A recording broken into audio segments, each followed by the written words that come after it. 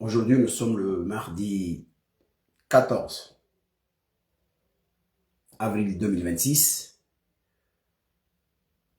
et ce jour, il s'ouvre aujourd'hui à l'hôtel Ritage des Comores un séminaire organisé par le ministère de l'Intérieur des Comores en charge des élections avec le partenariat, l'appui de nos partenaires internationaux, notamment AFD, Agence France de Développement des Comores, Agence France de Développement, qui est présent aux Comores, la Commission de l'océan Indien et d'autres partenaires internationaux dans le cadre d'un appui technique, etc., etc. Je profite de cette occasion pour renouveler le remerciement ou la reconnaissance du peuple comorien au sujet de l'appui ou de l'accompagnement de ses partenaires dans le cadre du développement au Comores ou dans le cadre d'une réflexion pour une amélioration des conditions, que ce soit de vie économique ou institutionnelle au Comores. Toutefois, j'ai une attention particulière et une préoccupation majeure à faire part à nos partenaires au sujet de leur comportement ou de la façon dont ils se positionnent à chaque fois qu'il y a un processus électoral au Comores. Premièrement, je voudrais d'abord faire remarquer que au Comores, il y a des structures qui se réclament de l'opposition politique et que ces structures-là, qui se caractérisent malheureusement de par leur positionnement,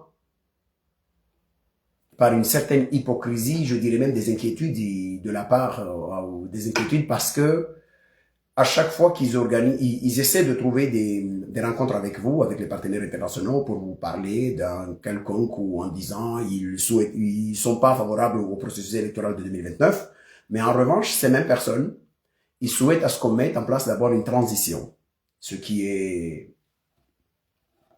une fausse idée, mettre une transition pour préparer des conditions électorales au Comores, etc. Aujourd'hui s'ouvre un séminaire. Si eux, ils estiment que la participation à une élection n'est pas garantie dans la mesure où nous avons un recul de différents processus électoraux que nous avons vécu au Comores avec ce même régime, et donc c'est naturel de demander des explications. J'estime que le séminaire qui s'ouvre aujourd'hui dans le cadre de l'évaluation des processus électoraux, vous avez cité, dans le cadre là, on a cité les deux de 2023-2024, mais moi j'irai encore plus loin de 2016 à 2019. C'est l'occasion, c'est le cadre approprié pour discuter de ces choses-là, parce que il y a effectivement, de la part du peuple comorien, à travers lui, ces ensembles ou l'ensemble des mouvements politiques qui se réclament de l'opposition, des questions et des interrogations à adresser à la communauté internationale. Pourquoi ceci? La présence de la communauté internationale et son expertise en amont, à chaque fois qu'on engage un processus électoral au Comores, est très important. Mais malheureusement, on constate que cette présence, souvent, donne une gage de moralité, de crédibilité vis-à-vis de ces processus-là. Et à la fin, quand la confiance, et quand les choses se gâtent, et notamment quand, à partir du moment où on proclame des résultats farfelus, où il y a des situations qui sont inadmissibles, le peuple comorien ne voit pas la communauté internationale. Et c'est sur ce sujet-là que je voudrais indexer la communauté internationale ou l'interroger sur ce point-là. Je rappelle que si nous prenons les élections de 2024, on ne va pas plus loin, on prend les élections de 2024. Au moment où la Commission nationale électorale des Comores a proclamé des résultats d'une incohérence absolue, toutes les institutions internationales ou les chancelleries accréditées aux Comores, ils se sont interrogés sur la crédibilité des informations apportées par la Commission de l'océan Indien, la Commission nationale électorale indépendante. Et la communauté internationale, à travers l'Union européenne, a commis un communiqué qui indique qu'il va engager ou il va dépêcher 3 experts pour venir auditer le processus électoral au Comores.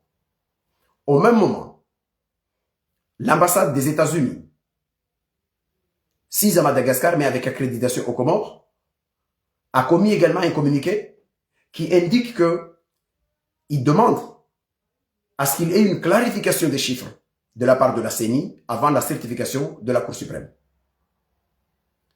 Après ces communiqués, les Comoriens ont commencé, ceux qui s'agitaient ou qui dénonçaient se sont dit, voilà, il y a nos partenaires qui demandent des explications, nous attendons de voir qu'est-ce qui va se passer. Mais malheureusement, le peuple comorien s'est senti trahi par la communauté internationale, s'est senti trahi par ses institutions ou par ses chancelleries. Et pourquoi?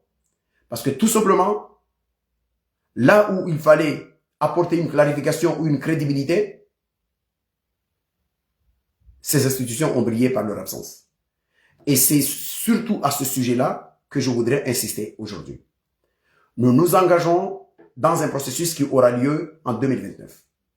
Aujourd'hui, on organise un séminaire avec vos partenaires, en partenariat avec vos institutions. Nous vous demandons de la responsabilité et de la cohérence. Vous ne pouvez pas participer au tout début d'un processus, assister à des séminaires comme aujourd'hui, faire des visites à la Commission nationale à la CENI, commission indépendante en charge de la gestion des élections.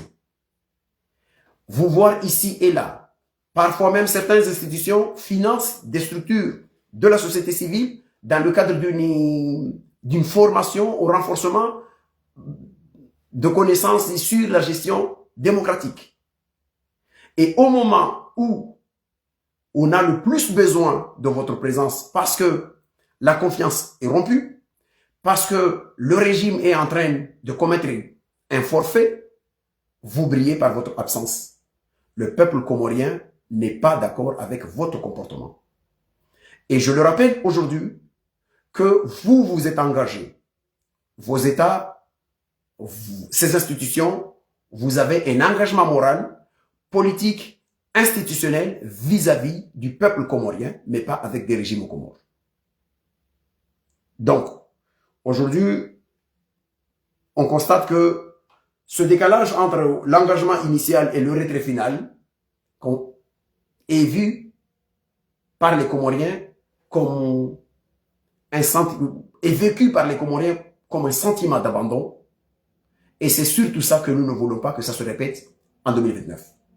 Donc aujourd'hui, nous avons l'opportunité, avec la transition qui se fait aux Comores aujourd'hui par le Semlex qui part et Genki qui arrive, une société qui a une expérience dans la gestion de la biométrie, nous estimons et nous espérons que nous allons associer les données biométriques dans le processus électoral pour faire en sorte que demain, le processus électoral aux Comores soit crédible, transparent et permet, je dirais, le renouvellement de la confiance du peuple comorien avec ses institutions. Je fais partie des mouvements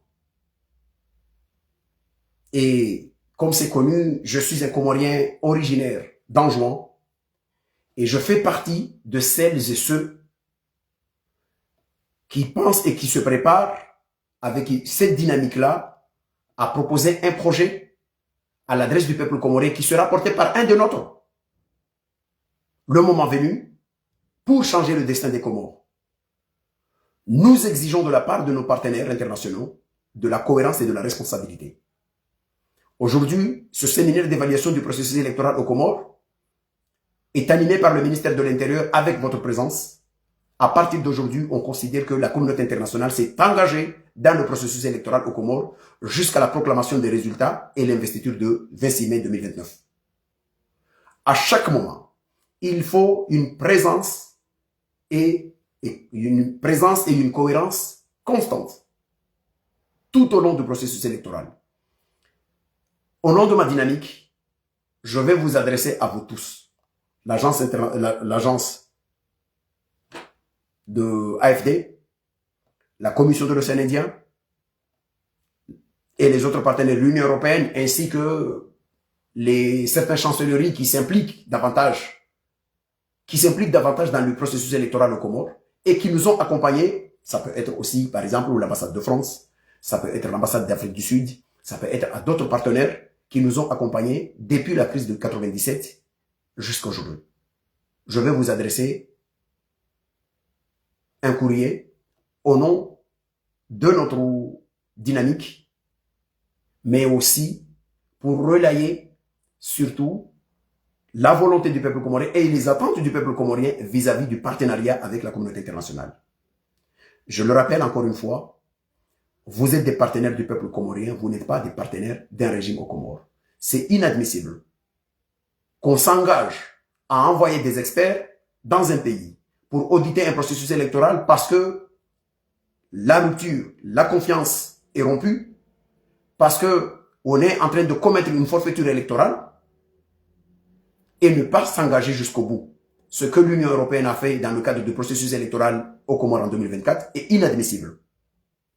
Ce que les États-Unis ont fait, et je le rappelle aussi, que les États-Unis en 2021, ils ont produit un rapport sur les Comores qui explique qu'il est impossible aux Comores de gagner une élection parce que les institutions sont confisquées par le régime. Et en 2024, lorsqu'ils ont vu que les chiffres étaient tellement bidons, qu'ils ont demandé une clarification de la part, ce sont des communiqués que vous avez produits, vous avez communiqué, vous avez publié. Ces communiqués-là, nous les avons. Ne considérez pas que le peuple comorien est amnésique. Soyez sérieux et surtout responsables. Parce que nous, on ne peut pas accepter que la communauté internationale joue avec la vie des Comoriens. Parce qu'à partir du moment où vous vous engagez dans un processus électoral, pour donner un semblant de gage de responsabilité et de crédibilité à un processus, et que le moment où ce processus se gâte, là où le peuple comorien a vraiment besoin de vous, vous brillez par votre absence. C'est inadmissible et nous espérons que c'était la dernière fois que ce genre de choses se produisent dans notre pays parce qu'on ne peut pas l'accepter. On peut peut-être, nous, continuer à combattre un régime qui commet forfait contre forfait, mais à partir du moment où vous vous engagez à demander des explications, vous ne pouvez pas imaginer le mal que ça nous a fait lorsqu'on a vu le jour où on fait l'investiture, les mêmes qui disaient qu'il fallait auditer ce processus-là, ça veut dire l'Union européenne, les États-Unis, même s'ils n'étaient pas présents ce jour-là, mais ils ont reconnu les résultats d'Azali aux Comores. C'est la dernière fois, je l'espère, que ces genres de manquements se passent dans notre pays. Parce que nous autres, on se souviendra de qui était du bon côté de l'histoire, le moment où le peuple comorien se battait pour de la souveraineté, de la transparence, de la démocratie. On ne vous demande pas de soutenir qui que ce soit. On vous demande de soutenir un processus crédible. Le peuple comorien, c'est un peuple digne qui mérite aussi du respect comme les vôtres, ici et là dans le monde. Vous ne pouvez pas jouer avec la vie des Comoriens. Vous savez très bien que sans processus électoral stable, il n'y aura jamais une stabilité dans ce pays. Et sans stabilité dans ce pays, il n'y aura jamais d'investissement ou des gens ou des institutions ou des pays, des bailleurs qui viendront investir de l'argent dans un pays où la stabilité est une denrée rare. Et sans investissement étranger, sans partenaire, le développement de notre pays est profondément hypothéqué. Donc, j'ai voulu faire ce mise au point, cette observation, cette clarification, aujourd'hui, parce que c'est aujourd'hui qu'a lieu le séminaire, et profiter de ce moment pour vous rappeler un certain nombre de vérités, parce que le peuple comorien n'est pas un peuple amnésique. On se souvient, depuis 2016, qu'il n'y a pas d'élection aux Comores. On n'accumule que forfait sur forfait, et les partenaires internationaux, les mêmes qui nous disent aux Comores qu'ils ne peuvent pas s'ingérer sur un processus national aux Comores, un processus électoral national aux Comores, ce sont les mêmes que le soir d'une élection dans le monde, dans certains pays auxquels celui qui gagne n'arrange pas leur situation, ils font un communiqué en disant on ne reconnaît pas. Parfois même, on l'a vu, Pour le cas de l'Union européenne, au niveau de Venezuela, ils ont même reconnu que la personne qui a la candidate qui a gagné, c'est celui qui a perdu, selon les institutions nationales de l'autre côté. Mais pourquoi au Comores vous vous permettez de nous prendre comme ce que nous ne sommes pas? Ce n'est pas normal. Donc, soyons sérieux. Nous vous demandons de la cohérence, une exigence de cohérence et de responsabilité. Nous avons 2 ans devant nous. Nous avons besoin de l'expertise internationale. Nous avons besoin de votre appui technique. Nous avons besoin surtout de votre présence de A à Z, c'est-à-dire du début jusqu'à la fin, pour que le processus électoral comorien soit un processus électoral crédible. 2029, les Comores ont envie de changer de cadre. Nous voulons rentrer dans l'ère de la démocratie et faire en sorte que les Comoriens comprennent que la démocratie n'est pas qu'un vain mot, mais la démocratie, ce n'est pas un mythe inaccessible, mais c'est une réalité qu'on peut vivre aussi aux Comores. Encore une fois, je profite de cette occasion pour vous renouveler la confiance du peuple comorien à partir du moment où vous faites preuve de cohérence, vous faites preuve de responsabilité et surtout d'exigence morale. Vous ne pouvez pas avoir 2 poids 2 mesures dans l'observation ou dans l'accompagnement. Et si vous nous accompagnez comme vous le faites maintenant, alors il faudra nous accompagner jusqu'à la fin du processus et tout le monde sera gagnant.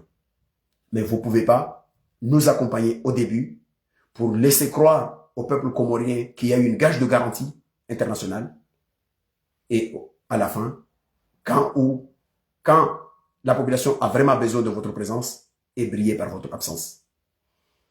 Et j'en termine pour vous dire, dites à cette opposition politique comorienne qui viennent souvent vous voir pour vous raconter des histoires, transitions, etc., que vous discutez avec des gens sérieux.